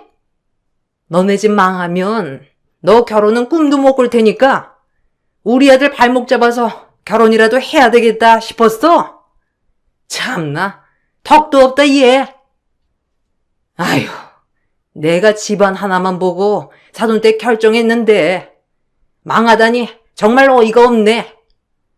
너네 집 망하면 우리 아들 보고 너네 식구들 먹여 살리라고 할 거니? 진짜 뻔뻔해도 유분수지. 아이고, 신혼집 안 해준다고 할 때부터 내가 알아봤어야 하는 건데. 네? 지금 무슨 소리세요? 우리 집이 왜 망한다는 거예요? 아, 그러면 지금까지 우리 집 재산 보고 결혼 서두르신 거예요? 1년 연애하기 전부터 결혼하라고 서두르신 거 보고 제가 정말 마음에 드셨구나 생각했었는데 그게 아니었어요? 지금 어이없는 건 접니다. 야, 그럼 네가 뭐 별 볼 일이 있다고 결혼을 서두르겠니? 아깝다고 하면 우리 아들이 훨씬 아깝지. 너는 집안 배경 빼고 뭐 하나 잘난 게 있어? 예단도 겨우겨우 해오고 해온 예단 꼬락서니를 보니 대충 해왔다 생각은 했다마는 참나 부잣집인 줄 알았는데 소갈맹이가 일이 없을 줄이야. 그때 알았어야 했는데 어쨌든 망한 집안이랑은 사돈 못 맺으니 이쯤에서 그만하자. 더 이상 우리 아들한테 질척이지 말고 끝내. 30억 대 아빠의 고철 사업이 재정난으로 어려움을 겪게 되면서 남자친구는 파혼을 외쳤죠. 그 과정에서 남자친구와 남자친구의 집안에선 저희 집의 재산만 보고선 결혼을 결정했다는 걸 알게 되었습니다. 파혼 소식은 빠르게 소문으로 퍼졌고 엄마 아빠에게도 파혼의 이유가 알려지게 되었습니다. 사실 사업이 어려워지게 되면서 아빠도 슬슬 은퇴를 하시려고 했기 때문에 사업을 접고자 하셨지만 분노한 아빠는 사업을 정리하지 않으시고 위기를 어떻게든 버텨내고자 하셨어요. 그렇게 투자를 받고 사업을 다시 원상태보다 훨씬 더 탄탄하게 끌어올리셨습니다. 그 뒤에는 투자자가 있었는데 그 투자를 한 투자자가 바로 엄마였습니다. 서로의 사업에는 관여를 하지 않기로 하셨던 약속을 깨고 엄마는 아빠의 사업 위기를 도와주셨던 것이죠. 이 소식이 전해지면서 예비 시모와 남자친구는 찾아와 파혼은 없던 일로 하자며 뻔뻔하게 말을 했어요. 소정씨, 내가 정말 미안해. 내가 너무 섣부른 결정을 했지? 사실 결혼을 앞두고 내가 심리적으로 너무 불안하기도 하고 그래서 잠깐 미쳤었나 봐. 헤어지고 나서 차분히 생각을 해보니까 내가 소정씨 사랑하는 마음을 알게 되었어. 이제서야 소정씨를 얼마나 사랑하는지 알게 되었어. 다른 거 다 필요 없고 우리 다시 만나자. 새 신혼집도 예단도 다 필요 없어. 우리 그냥 연애 다시 하자. 아빠 사업 다시 잘 되니까 이제 와서 아깝니? 아마 소문이 났겠지. 전보다 더 잘 된다고. 그래서 이제 와서 아까워? 너란 놈이랑은 다시 만날 생각 없으니 제발 꺼져. 어디 거지 같은 게 들러붙어서 내 인생 말아먹으려고 해? 그래도 결혼까지 하기 전에 너희들 속셈 밝혀줘서 그 점은 고마워. 아이고 얘야, 왜 말을 그렇게 하니? 우리가 잘못했다. 그때는 그냥 냉정하게 끊어내야 한다고 생각을 해서 독하게 말한 거지. 사실은 진심이 아니었단다. 아무리 그래도 아들 결혼인데 상대방 집안만 보고 결혼시킨다는 게 말이나 되니? 아들이 마음이 심란하고 고민이 된다고 하길래 영 아닌가 싶어서 나도 독하게 말한 것뿐이야.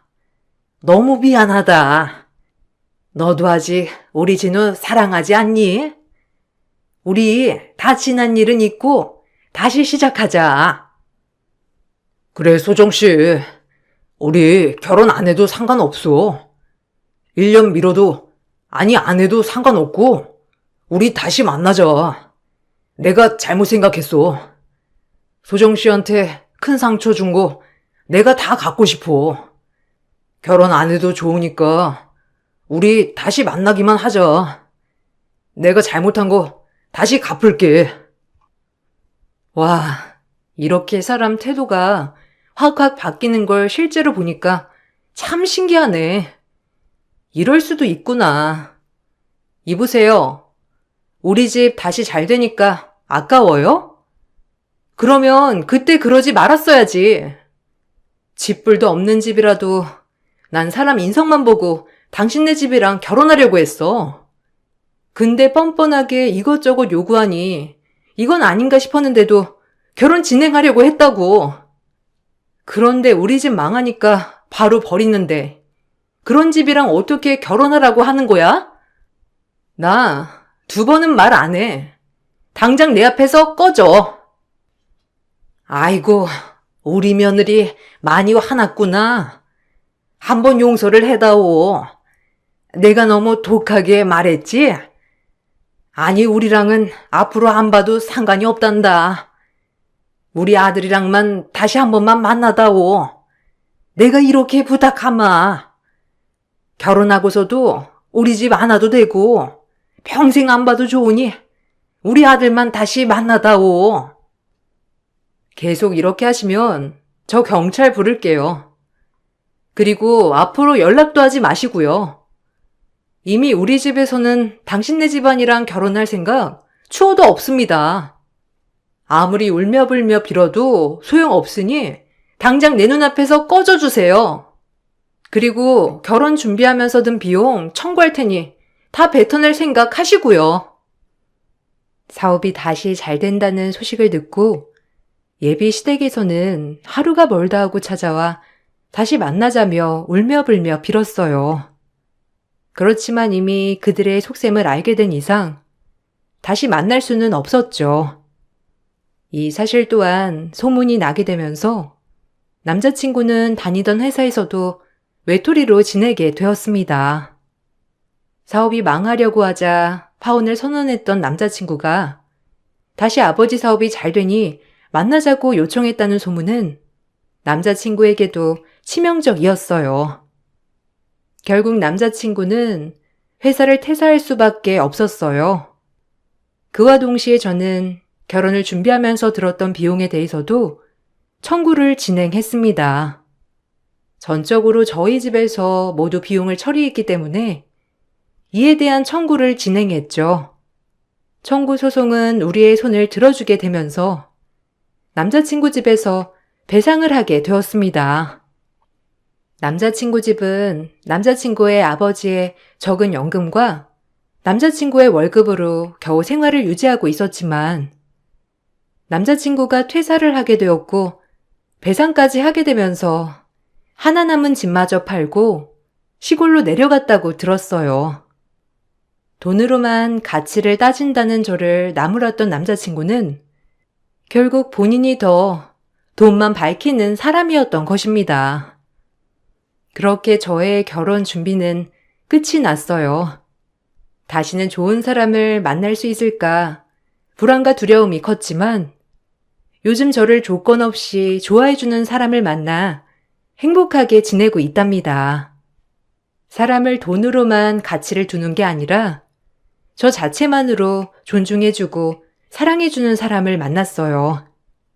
저 자체로 사랑하는 사람을 만나다 보니 전 남자친구가 얼마나 엉망이었던 사람인지를 알게 되었네요. 저의 긴 사연을 들어주셔서 감사합니다. 여러분들에게도 행복한 시간들이 많아지시길 바랄게요. 안녕하세요. 저는 나이 53살에 외식업을 하고 있는 남자입니다. 요즘 세상 살기 정말 힘들죠. 저 또한 몇 군데 관리하고 있는 레스토랑이 줄지어 문을 닫게 되는 상황이 오면서 그만 접어야 할지 고민이 이만저만 아닙니다. 하루빨리 이 사태가 끝이 나길 간절히 바랄 뿐입니다.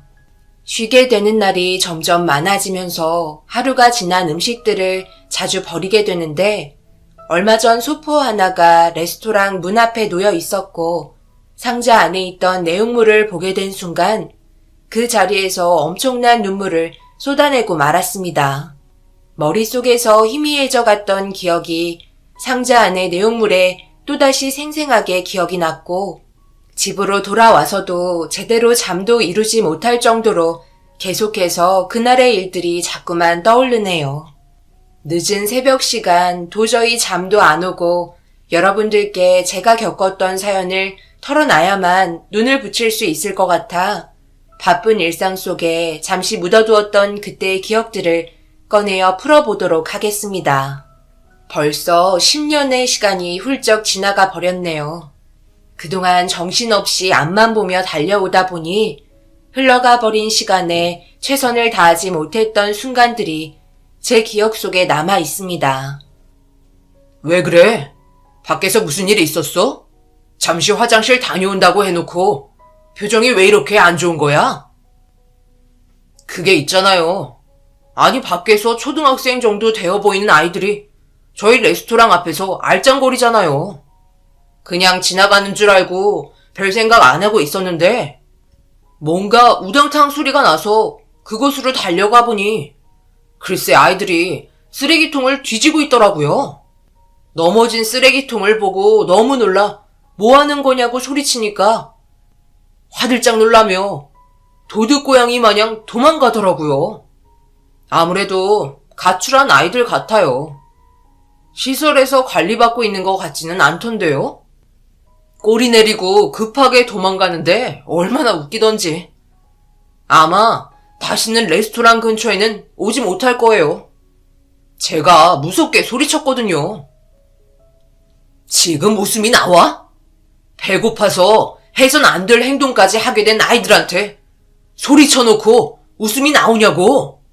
도망가는 모습 보고 있으니까 즐거웠어? 자네 그렇게 안 봤는데 인성이 썩어 빠졌구만. 그런 마음으로 음식을 만들면 제대로 된 맛이 나오겠어? 뭘 잘했다고 웃고 있는 건지 나는 도저히 이해를 할 수가 없네. 지금 당장 내가 자네 발로 걷어차 버리기 전에 자진해서 나가게. 사장님 정말 너무하신 거 아니세요? 그냥 웃자고 한 말을 왜 이렇게 진지하게 받아들이세요? 그렇다고 잘 다니고 있던 레스토랑을 그만두라뇨. 이건 말이 안 된다고 생각합니다. 너무 부당하다고요.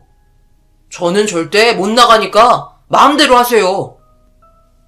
나도 자네 받아들일 마음 눈꼽만큼도 없는데 굳이 버티겠다고 한다면 앞으로 자신이 뭘 잘못했는지 깨닫는 시간을 가졌으면 좋겠는데 무급으로 한 달 동안 새벽같이 나와서 전부 다 레스토랑 청소하고 또다시 올지도 모를 아이들을 위해 몇 끼마다 음식을 만들어 두게.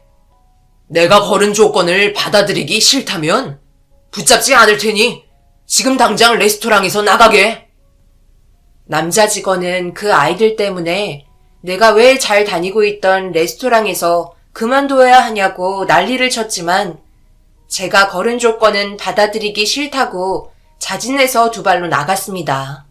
함께 일한 지 5년 정도 되었었는데 저도 이렇게 그 직원과의 인연을 안 좋게 끝내기에는 너무 아쉬웠지만 그때 했던 행동은 도저히 참기가 힘들 정도로 아이들에게 심했다고 생각했었어요.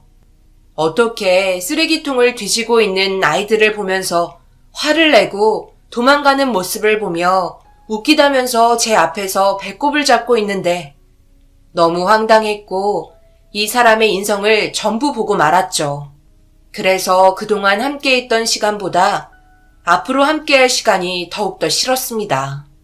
그렇게 남은 직원들과 함께 레스토랑을 운영하면서 빈자리에 직원 한 명을 다시 충원했고 틈나는 대로 또다시 올지도 모를 아이들을 기다렸어요. 제가 예민한 걸지도 모르지만 이렇게까지 했던 건 저 또한 그 아이들과 비슷한 경험을 했었고 어렸을 적 부모님 살아계셨을 당시 찢어지게 가난했던 시절에 제대로 된 끼니조차 해결하지 못했을 때 뒤에서 놀려대던 또래들에게 받았던 상처가 너무나도 컸던 것 같아 그 아이들을 도와주고 싶었었어요. 그런데 몇 달의 시간 동안 단 한 번도 레스토랑 앞에서 얼쩡거리는 아이들을 볼 수가 없었습니다. 다른 곳으로 떠난 것 같아 마음을 접고 레스토랑 운영에만 온 정신을 쏟고 있는데 얼굴 한 번 본 적 없던 그 아이들 말고도 더 많은 아이들이 분명 똑같은 처지에 있을지도 모른다는 생각이 머릿속으로 스치면서 그동안 버린 만큼 베풀어주고 싶어 초등학생 아이들에게는 매일같이 끼니를 해결해 줄 수 있게 무료로 음식을 제공해 준다고 레스토랑 앞에 문구를 붙여놓게 됐어요. 그런데 많이 올 거라고 한껏 기대에 부푼 제 마음을 금세 차갑게 식혀줄 정도로 배고픔에 힘들어하는 아이들은 레스토랑의 문을 두드리지 않았습니다. 그리고 이왕 시작한 거 딱 1년만 해보자고 안내 문구를 치우지 않았어요. 그런데 갑자기 할머니 한 분이 들어오셨습니다. 혹시 저기 문 앞에 써져 있는 안내 문구 지금도 유효한 거 맞죠? 우리 손주가 배가 고프다고 하는데 배불리 먹을 만큼 돈이 없어서 도움을 좀 받을까 싶어 들어왔네요. 부모라는 작자들이 돈도 안 붙여주고 자기들만 살겠다고 전부 떠나버렸네요. 당연히 도와드려야죠. 아이들은 어디 있어요? 밖에 세워두지 마시고 어서 데리고 들어오세요. 이쪽에 앉으시면 됩니다. 음식은 양껏 준비해 드릴 테니 마음 편히 드세요. 부족한 거 있으시면 언제든 말씀해 주시고요. 이렇게 찾아와 주셔서 정말 감사합니다. 내가 자네 같은 사람을 여태까지 살면서 본 적이 없다네. 어떻게 이런 생각을 할 수가 있는 겐가? 정말 고맙네. 생각지도 못한 일이 펼쳐졌었고 직원들과 금세 준비한 음식이 나오자 할머니는 연신 고맙다며 눈물을 보이셨습니다. 그때 정말 많은 걸 느꼈어요. 저 하나로 인해 누군가에게 도움이 되어줄 수 있다는 거에 마음이 따뜻해졌고 그렇게 간간히 허기진 학생들이 문을 두드릴 때마다 반갑게 맞아줬습니다.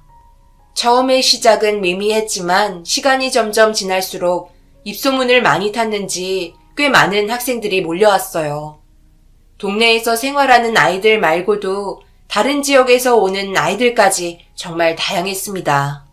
그러다 보니 레스토랑의 분위기가 키즈 카페인 것 마냥 변해가는 것 같아 식사를 하러 오신 분들에게 피해까지 주게 될 정도로 난감한 상황이 발생되었네요. 결국 좋은 마음으로 시작한 봉사가 독이 될 수도 있겠다 생각해 직원들과 회의를 하면서 어떤 식으로 문제를 바로 잡아 나갈 수 있을지 심각하게 의논을 하게 되었습니다. 이건 좀 아닌 것 같아요.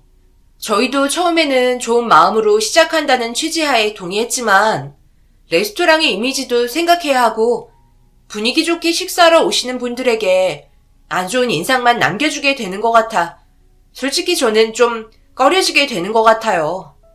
저희 레스토랑에 손님이 많이 찾아와야 좋은 일도 계속하는 건데 계산기 안 두드려 봐도 딱 보이잖아요. 지금 계속해서 적자 보고 있고 이런 식으로 가다가는 주저앉게 될 수도 있겠어요. 아이들 배 채워주려다 저희가 굶게 생겼다고요. 더 이상 무리하게 진행하는 건 저는 반대할게요. 다른 직원분들 모두 현재 같은 생각이에요.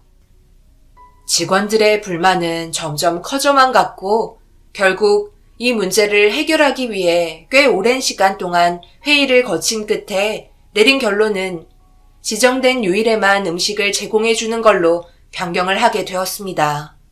그렇게 되다 보니 제가 생각했던 방향과는 전혀 다르게 흘러갔지만 양쪽 다 잡을 수 없는 현실을 받아들여야만 했어요. 직원들은 도와준 자체가 대단한 거라며 가슴 아파하는 저를 위로해 주었네요. 그래도 어느 정도 안정을 되찾다 보니 직원들의 얼굴도 밝아졌고 손님들 또한 만족해 하셨습니다.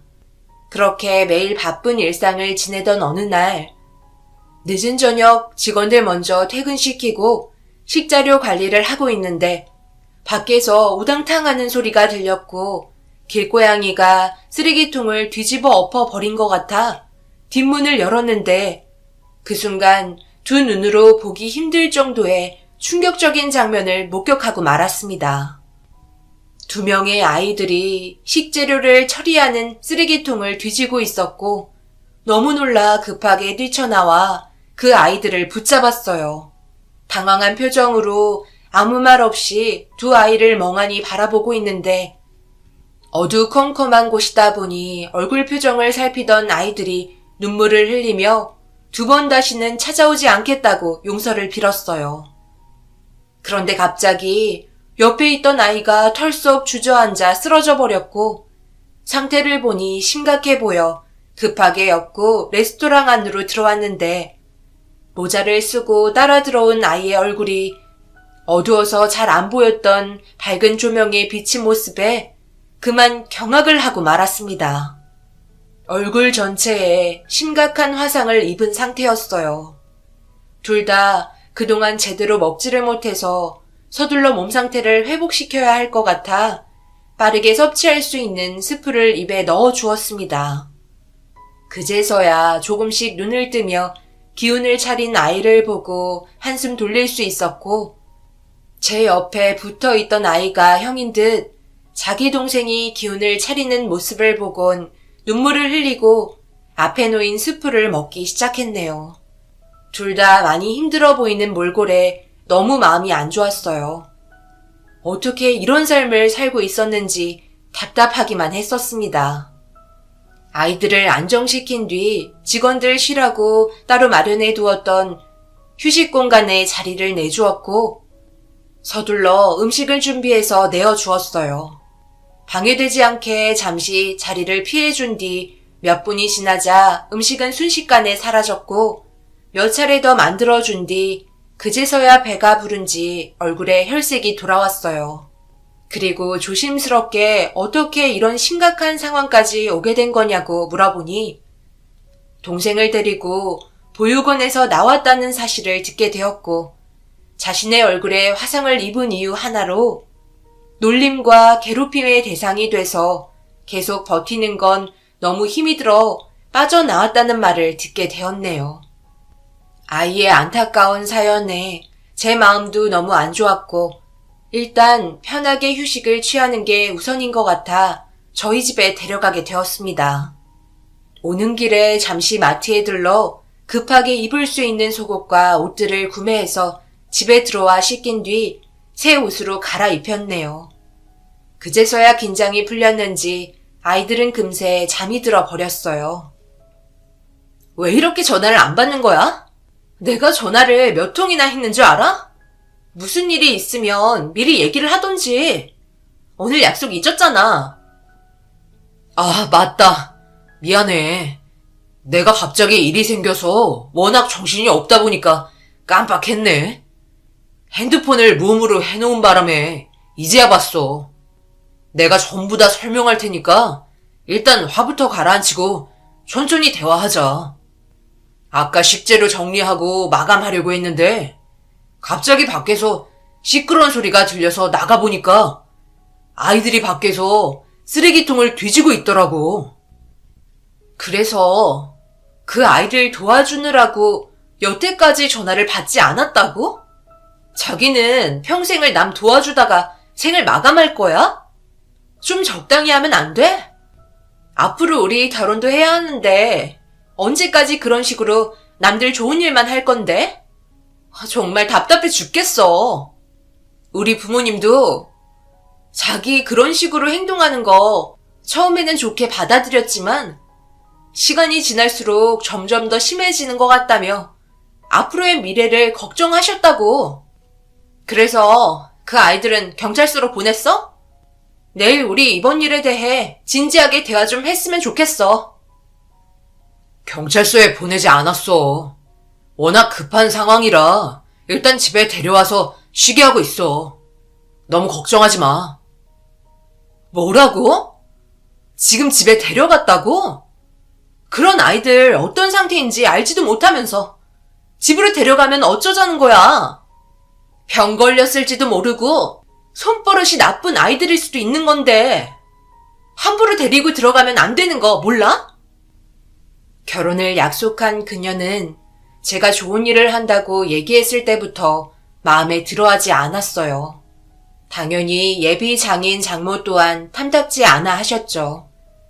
힘들게 벌은 돈을 왜 남들에게 무상으로 퍼주냐는 거였어요.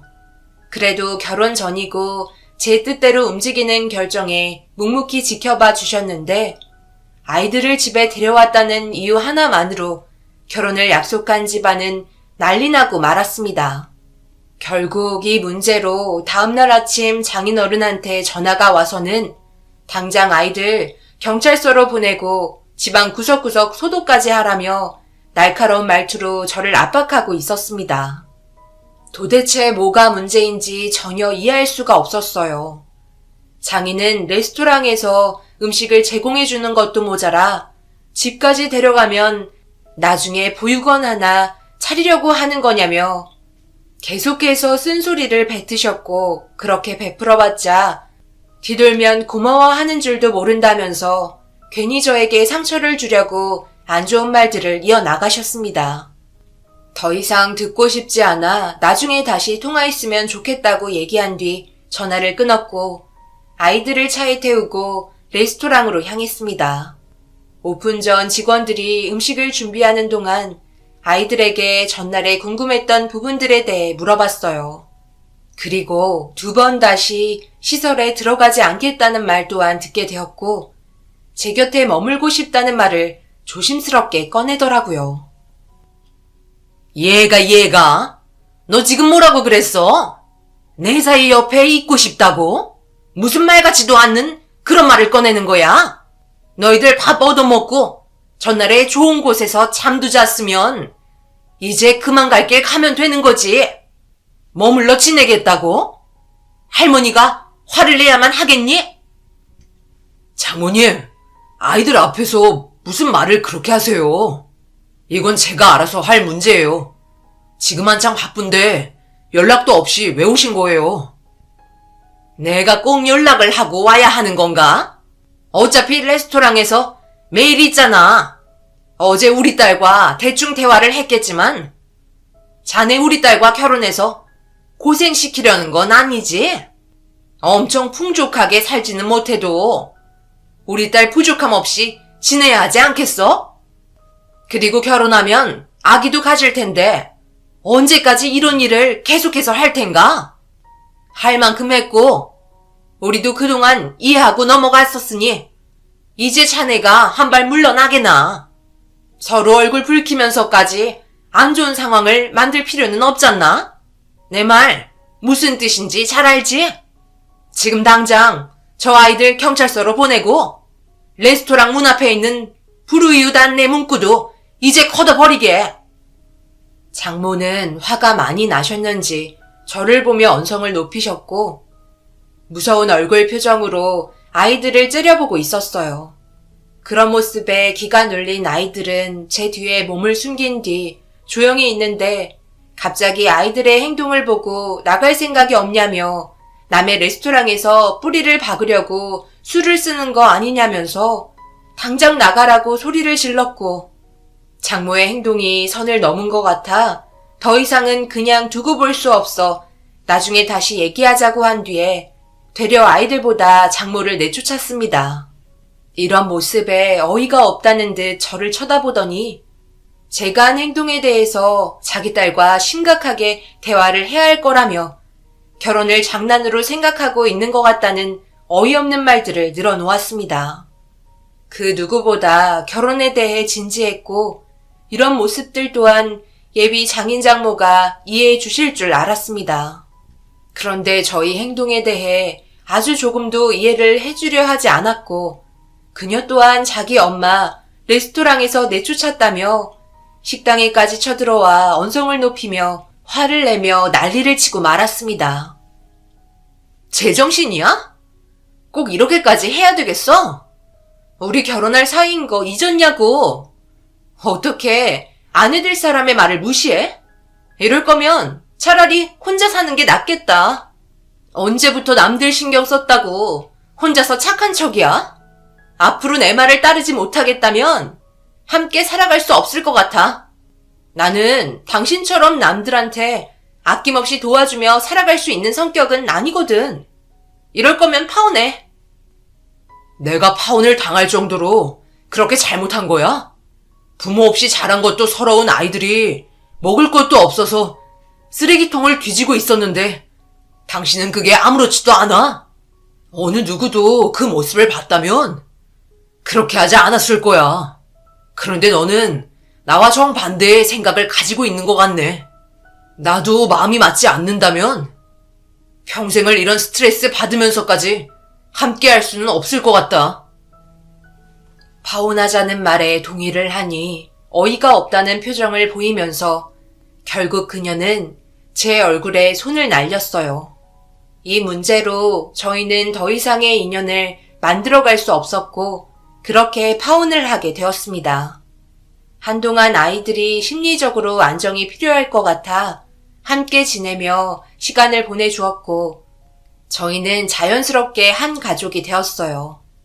도움을 줘야 하는 학생들이 많이 있었지만 유독 제일 힘들었고 탈진한 동생을 위해 쓰레기통을 뒤집어 먹을 거를 줍던 3도 화상을 입은 아이의 인생을 뒤에서 지원해주고 싶었네요. 그렇게 지내는 동안 아이들이 머물렀던 보육원을 알게 되었고 개인적으로 혼자 가서 이런 상황에 대해 알려주면서 법적인 가족을 만들기 위해 절차를 밟아 나갔습니다. 그리고 얼마의 시간이 지난 뒤 저에게는 2 아들이 생기게 되었고 부족함 없이 제가 가진 모든 걸 동원해 우리 아이들의 앞날에 꽃이 필 수 있게 열심히 땀 흘리며 노력을 해왔습니다. 무성이 너 잠시 이리 와봐라. 내가 뭐라고 그랬지? 남의 물건에 손대는 건 절대 안 된다고 했지? 형인 네가 이런 행동을 하면 동생이 뭘 보고 배우겠어. 우리가 안 보는 것 같아도 우성이 너의 행동 하나하나 전부 살피고 있다고. 지금 한 행동은 앞으로 살면서 2번 다시 해서는 안 될 나쁜 짓이야. 알겠어? 필요하면 나한테 달라고 하면 되잖아. 도대체 뭐가 부족해서 이렇게까지 한 거야? 다시 제자리에 갖다 놓고 오늘 한 행동에 대해 우성이 네가 뭘 잘못했는지 반성문 작성하도록 해. 알겠지? 형인 우성이는 처음에는 몰랐지만 손버릇이 있었어요. 동생과 떠돌이 생활을 하면서 먹고 살기 위해 했던 행동들에 대해 자기가 뭘 잘못했는지 전혀 알지 못하더라고요. 그래서 하나하나 설명을 해준 뒤 카운터에서 꺼냈던 지폐를 다시 제자리로 돌려놓게 만들었고 하나부터 10까지 전부 신경을 쓰면서 레스토랑 운영에도 힘쓰다 보니 육아를 해본 적 없던 저는 결국 몸살이 나고 말았습니다. 정말 쉬운 게 하나도 없었어요. 우성이는 얼굴의 화상 때문에 제대로 된 치료를 받지 못해 약간의 성형이 필요해서 지속적으로 관리를 받아야 했고 따라다니던 동생 또한 말도 제대로 할 수 없을 정도로 배우지 못해 모든 걸 신경 쓰다 보니 혼자서 감당하기에는 많이 힘들었던 것 같았어요. 그래도 저를 바라보며 웃고 있는 모습에 쌓여있던 피로가 풀렸고 앞으로 행복하게 잘 살고 싶었습니다. 그렇게 하루하루 서로 맞춰가며 시간이 흐르자 어느새 10년이라는 세월이 지나가 버렸고 그동안 서로 지지고 볶으면서 울고 웃으며 그렇게 함께 지낸 과거를 돌이켜보며 제가 한 결정에 대해 후회하지 않을 정도로 만족하며 살아왔었습니다. 형제지간 성인이 돼서도 우애가 깊어서 그런지 둘은 사업을 하게 되었고 열심히 살아가려는 모습에 왠지 모를 뿌듯함이 느껴졌어요. 지금까지 살아오면서 비록 결혼을 하지 않고 저와 피를 나눈 자식은 아니지만 마음으로 키운 정이 훨씬 무섭다는 걸 느낄 수 있을 정도로 저희는 누가 봐도 떼어놓을 수 없는 가족이었습니다. 그런데 하는 일이 워낙 바쁜지 자주 했던 연락이 뜸해졌더라고요. 여보세요? 잘 지내고들 있는 거야? 요즘 전화도 자주 안 받고 무슨 일 있는 건 아니지? 어떻게 사는지 궁금하기도 하고 목소리도 듣고 싶어서 전화했지. 우성이는 뭐하고 있어? 그놈 여자 생기더니 아빠한테 너무 소홀해진 거 아니야? 아버지는 형밖에 모르죠. 저도 잘 지내고 있다고요. 요즘 형이 연애하는데 정신 없다니까요. 잠시만요. 바꿔드릴게요. 아버지, 제가 요즘 너무 바쁘네요. 전화 자주 못 드려서 죄송해요. 사업하랴, 연애하랴. 2마리 토끼를 잡으려고 애쓰는 중입니다. 그래도 아버지가 사업하는데 많이 도와주셔서 지금 저희 잘 되고 있어요. 이번 주 주말에 한번 올라갈 테니 오래간만에 아버지가 해주신 음식 먹고 싶네요. 제 여자친구도 데려갈 테니까 풀코스 부탁드려도 되죠? 당연히 내 아들들이 찾아온다는데 여자친구한테 기대하라고 전해줘. 최고급으로 준비해줄 테니까. 아버지, 혹시 레스토랑에 소포 하나 배달 갔는데 아직 못 받으셨어요? 지금쯤 도착했을 때가 된 것 같은데. 소포? 아직 못 받았는데 오늘 도착할 수도 있으니까 너무 걱정 말고 그럼 이번 주 주말에 얼굴 보는 걸로 하자.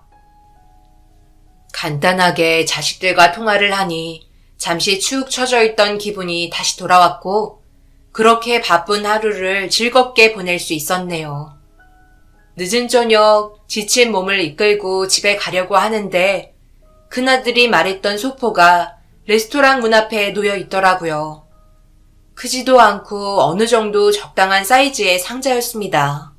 뭔가 싶어 너무 궁금한 나머지 다시 레스토랑 안으로 들어와 잠시 자리에 앉아 상자를 뜯어보게 되었고 부푼 기대를 안고 안의 내용물을 확인한 순간 그 자리에서 오열을 하고 말았습니다.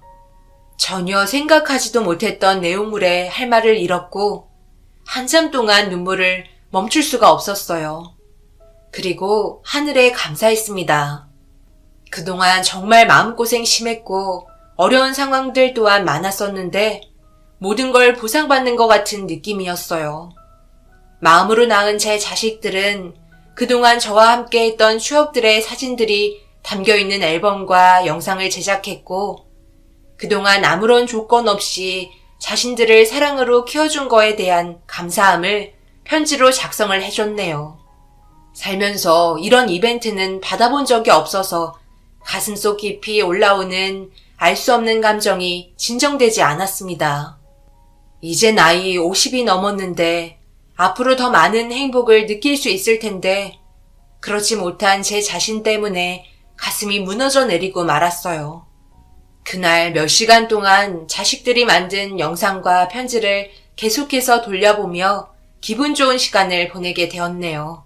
그렇게 늦은 시간이 되어서야 집으로 돌아올 수 있었습니다. 도착하자마자 큰 아들에게 전화가 왔고 수줍은 목소리로 소포를 받았냐고 물어보자 그 마음이 너무 고마워 또다시 눈물이 흐르고 말았어요. 아들은 별것도 아닌데 왜 눈물을 흘리냐며 얘기하던 도중 오지 말아야 할 것이 또 도지고 말았습니다. 결국 쓰러짐과 동시에 정신을 잃었고 눈을 떠보니 병원에 누워 있었네요.